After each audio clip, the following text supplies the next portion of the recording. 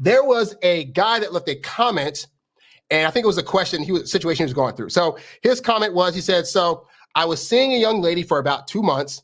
Everything was good, but she kind of got distant over a span of a few days until Tuesday. She didn't speak to me on Wednesday, and Thursday, she said she slept all day. She said she was going to stop by on Friday for us to hang out, but she ghosted me, stopped talking to me completely. I know she was in a bad marriage and was seeing a therapist, but I don't understand why, especially when things were good. All right, so before I answer this guy's question, this is just a general note for you guys out there, right?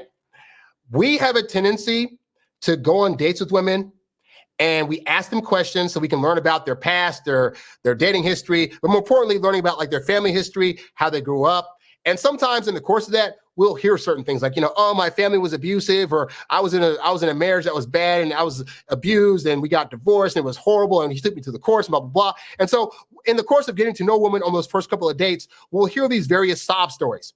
And then fast forward to when she starts flaking on us or acting weird, we go right into, oh, well, that's probably, it's not that she doesn't like me or is not interested or that I'm doing anything wrong. It's because she had a bad childhood and then she had gone through that divorce where that guy treated her bad. So that's why she's doing the things she's doing right now with me. It's never that. I'm not saying never, never. It's rarely ever that. The reality is, guys, our egos are afraid to face the reality that either women have stopped liking us or that we are doing the wrong things to try to attract them. And so instead, we reach out to, this is where our analytical, logical brain thinking that guys praise so highly actually gets us in trouble, because we use that to then say, oh, it's justifiable why she would do this because I'm gonna connect these dots. So she was abused as a child that led to her picking a guy that she fought within a divorce. And so that's why now she can't trust me. So yeah, that's what's going on. And all it's bullcrap. The reality is sometimes women just lose interest. And the other reality is sometimes you as men are unaware that you're doing the wrong things and turning women off. So let's look at this situation, right? He says they were seeing each other for 2 months.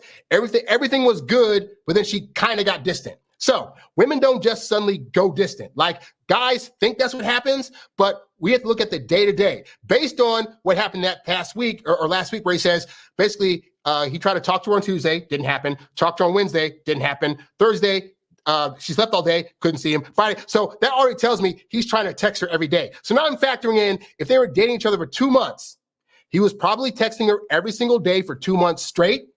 That could be part of the reason that she started to lose interest. And it is a thing that I say on this program time and time again, that some guys, they're new to my work, so they don't understand this concept that you do not need to be in front of a woman's face every day to attract her. And in fact, doing that, it gives off certain things about you that you're not even aware you're projecting. Things like you're needy or desperate for attention. Things like you have nothing better going on. Things like you have no other prospects. Things like you're not chasing after your goals. And these things are unattractive to women. Women would rather hear from you like twice a week when you're just asking them for dates, but be able to hear on these dates about like, oh, I did this thing, and then I had to, figure out this thing for my business, and I had to do this to get this money over here. Then I saw my family did this and this. Like, they'd rather be able to hear all that momentarily throughout the week, like when you go on dates, versus every single day. Hey, how you doing? What's going on, darling? Hey, gorgeous. What's happening? Blah, blah, blah, blah. And so men really aren't aware that that's what's happening. On top of, this is a situation where like, we don't know the conversations that him and this woman were having every day.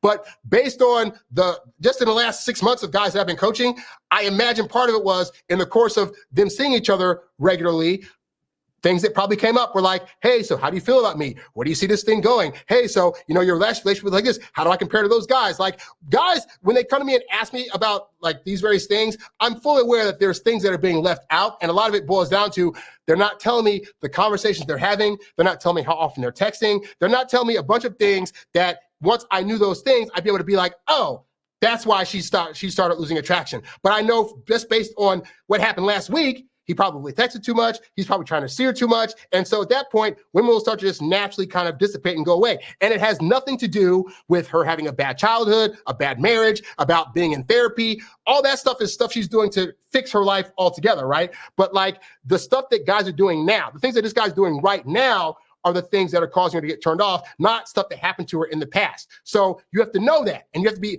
I don't know your full situation, guy. So you have to be honest with yourself about, okay, were there ever times that I looked needy? Were there ever times that I was trying to ask her to hang out, and when she couldn't, I got like mopey about it? Were there ever times where I was texting her too much or sending like paragraph after paragraph of stuff through text. Like, you have to look at what actions you are legitimately doing to turn her off, because at the 2-month mark, she should be wanting to spend more time with you. But that means she has to be the one coming to you. And if you're not leaving space for her to come to you, then what that's going to mean is it's going to make her feel like you're smothering her, you're pressuring her, and she's going to start to back away. So hopefully that gives you some insight. Again, I don't know your full situation. For that, I would need a full-on coaching session. So you can go to introvertdatingsuccess.com, either sign up for one-on-one coaching or sign up for the Introvert Dating Success Coaching Program, where we can sit down with you for 12 weeks. We'll have phone calls and we'll get to dive deep into your dating history, what's worked, what hasn't. I can give you lessons on what's going to better attract women and how you can actually have a blueprint down for what's going to effectively get you the women that you want,